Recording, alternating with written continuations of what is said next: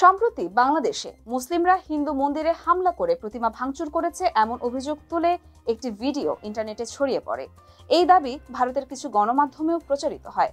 তবে রিউমার স্ক্যানারের অনুসন্ধানে জানা যায় ভিডিওটি বাংলাদেশের নয়, বরং ভারতের পূর্ব বর্ধমান জেলার খণ্ডঘোষ সুলতানপুর গ্রামে প্রতিমা বিসর্জনের দৃশ্য। ভিডিওটি বাংলাদেশের হিন্দু মন্দিরে হামলার সঙ্গে সম্পর্কিত নয়। বাংলাদেশের ব্রাহ্মণবাড়িয়ায় ঢাকা আগরতলা ঢাকা রুটে শ্যামলী পরিবহনের একটি বাসের সাথে বাংলাদেশি ট্রাকের সংঘর্ষের একটি সংবাদ ভারতের কিছু গণমাধ্যমে প্রচারিত হয়।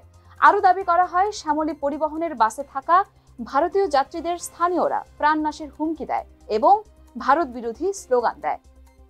কিন্তু রিউমার স্ক্যানারের অনুসন্ধানে জানা যায় এই দাবিগুলোর কোনো সত্যতা নেই।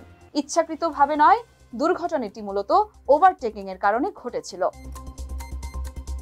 চিন্ময় দাসের গ্রেফতারকে কেন্দ্র করে হাসপাতালের চিকিৎসাধীন একজনের ছবি নিয়ে বিভিন্ন গুজব ছড়ানো হয়। দাবি করা হয় ওই ব্যক্তি রমেন রায়, যিনি চিন্ময় কৃষ্ণ দাসের আইনজীবী। আরও বলা হয়, মুসলিমরা তার বাড়ি ভাঙচুর করে এবং হামলা চালিয়ে তাকে আইসিইউতে ভর্তি করেছে। রিউমার স্ক্যানারের অনুসন্ধানে জানা গেছে রমেন রায় চিন্ময় দাসের আইনজীবী নন এবং তার মামলার সঙ্গে কোনো সম্পর্কও নেই।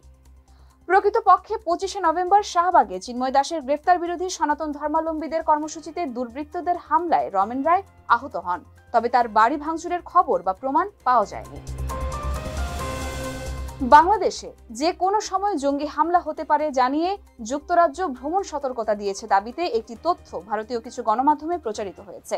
তবে যুক্তরাজ্যের ভ্রমণ সতর্কতা শুধু বাংলাদেশের জন্য নয়, বরং Bharat, Indonesia, Germany, Spain, Sri Lanka, France সহ বিশ্বের অনেক দেশের ক্ষেত্রেই একই ভ্রমণ সতর্কতা অনেকদিন ধরেই জারি করে রেখেছে যুক্তরাজ্য। তাই এককভাবে বাংলাদেশকে নিয়ে প্রচারণা বিভ্রান্তিকর। তাছাড়া যুক্তরাজ্য সাধারণত কোনো অঞ্চলে ভ্রমণ সতর্কতা জারি করলে তা সবার জন্য প্রযোজ্য হয়। এবার সহিংসতার কারণে বিশেষভাবে পার্বত্য চট্টগ্রামে সতর্কতা জারি করা হলেও দেশের অন্য জেলাগুলোতেও এ ধরনের বিশেষ কোনো সতর্কতা আরোপ করা হয়নি। পাশাপাশি যুক্তরাজ্যের ভ্রমণ সতর্কতা অনুযায়ী বাংলাদেশের চেয়ে ভারত, ফ্রান্স, জার্মানি, রাশিয়া, যুক্তরাষ্ট্র, পাকিস্তানের মতো দেশে জঙ্গি হামলার সম্ভাবনা সবচেয়ে বেশি। Your Mashayer Jahan, Deyalika news.